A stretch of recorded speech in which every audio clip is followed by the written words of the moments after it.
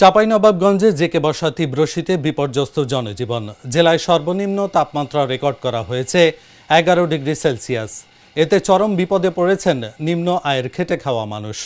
কাজের তাগিদে বের হয়ে আক্রান্ত হতে হচ্ছে নানান অসুখে। উদ্বেগজনক হারে বাড়ছে ডায়রিয়া, নিউমোনিয়া ও ঠান্ডাজনিত রোগ। জেলা হাসপাতালে শয্যা সংকটের কারণে অনেক রোগীকে মেঝে ও বারান্দায় মাদুর বিছিয়ে চিকিৎসা নিতে দেখা গেছে। চাঁপাইনবাবগঞ্জ থেকে মোহাম্মদ আশিকুজ্জামানের পাঠানো তথ্য ও চিত্রে ডেস্ক রিপোর্ট। দেশের উত্তর পশ্চিমের জেলা চাঁপাইনবাবগঞ্জে জেকে বসেছে শীত। টানা কয়েকদিন থেকে দেখা মিলছে না সূর্যের, একই সঙ্গে বইছে হিমেল হাওয়া। সন্ধ্যা থেকে সকাল পর্যন্ত কুয়াশার চাদরে ঢাকা থাকে প্রকৃতি। আমরা হরেক মাল বেচা খাই, আমরা গরিব মানুষ, পেট দুঃখী মানুষ। 4-5 দিন থেকে সূর্য দেখা যায়নি, না বাড়ালে কোনো উপায় নাই, তাদের দুঃখে আমাকে বাড়াইতে হয়েছে।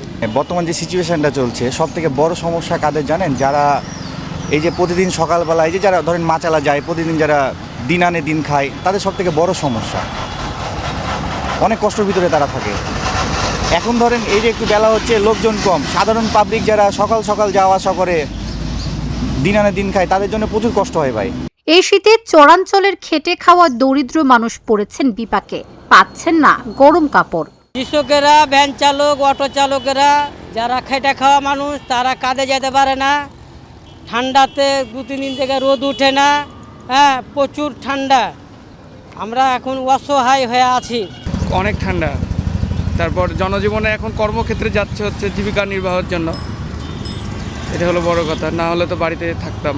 সরেজমিনে গিয়ে দেখা যায় 250 শয্যা বিশিষ্ট জেলা হাসপাতালে ডায়রিয়া ওয়ার্ডের প্রতিটি শয্যায় রোগী। অনেক রোগীকে হাসপাতালের মেঝে ও বারান্দায় মাদুর বিছিয়ে চিকিৎসা নিতে দেখা গেছে। বাচ্চা নিয়েছি আমরা, রোগীর কাছে ওষুধ দেখাইছে, আমরা বেড পাইনি, চিকিৎসা ভালো দিয়েছে, বাচ্চা আরাম হয়েছে, ওনাকে ছুটি দিয়ে দিয়েছে। চিকিৎসার জন্য এসেছিলাম আমি পরশুদিন, আমার বেটাকে নিয়ে রাত্রিবেলা আমি ভর্তি করেছি। সেবা মানে আসা মাত্রই ওনারা ভর্তি করে দিয়েছে। ভর্তি করে তাৎক্ষণিকভাবে ওনারা এসে স্যালাইন দিল, কেরালা লাগে স্যালাইন দিল। যাই হোক, আমার ছেলে এখন সুস্থ হয়েছে। বেড কালকে পাইনি, কালকে পেয়েছিলাম, গত রাত্রি পাইনি, কালকে পেয়েছি। আমার বাচ্চা সুস্থ আছে এখন। আমরা বাচ্চা নিয়ে হাসপাতালে এসেছি, অনেকগুলো রুগী বাচ্চা নিয়ে আমরা এই তো নামতে চিকিৎসার জন্য, ঠান্ডার কারণে আমরা এই চিকিৎসার জন্য খালি নামতে আমরা আছি। কিন্তু অনেক চিকিৎসা ভালো দিয়েছে, কিন্তু অনেকগুলো রুগী তো আমরা সিট পাচ্ছি না। নার্স ও চিকিৎসকরা হিমশিম খাচ্ছেন এই বিপুল সংখ্যক রোগীর চাপ সামলাতে।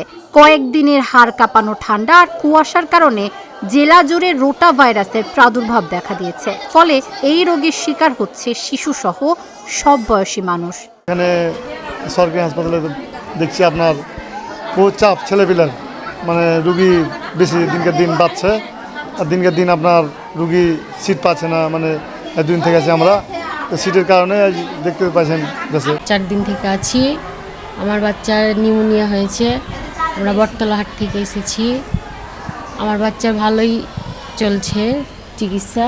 বিশেষ করে এবার চাঁপাইনবাবগঞ্জে অনেক শীত, এই কারণে অনেক বাচ্চা অসুস্থ।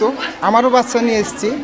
ডায়রিয়া, ঠান্ডা, জ্বর এগুলো অনেক। হাসপাতালটি 250 শয্যার হলেও শুধু শীতজনিত রোগে আক্রান্ত হয়ে চিকিৎসাধীন রয়েছেন 300-রও বেশি রোগী। চলমান যে সত্যপ্রবাহ চলছে, তার কারণে আমাদের চাঁপাইনবাবগঞ্জে বেশ কিছু রোগের প্রকোপ বেড়েছে।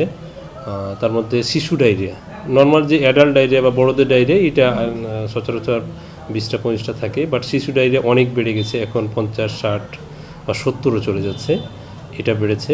এবং শিশুদের যে শ্বাসকষ্ট, আমরা সচরাচর যেটা বলি কি নিউমোনিয়া বা উপর শ্বাসনালীর যে ইনফেকশন, এটা অনেক বেড়ে গেছে।